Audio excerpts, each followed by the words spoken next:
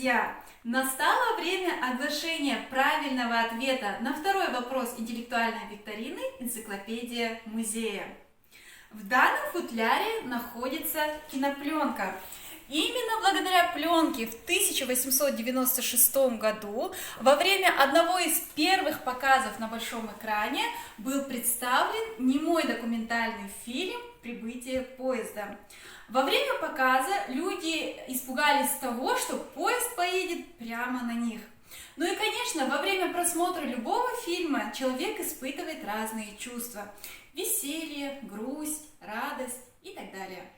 Ну а первыми правильно ответившими на вопрос в комментариях стали пользователь сети Instagram Сцена Прим, а также Facebook Оксана Матасова.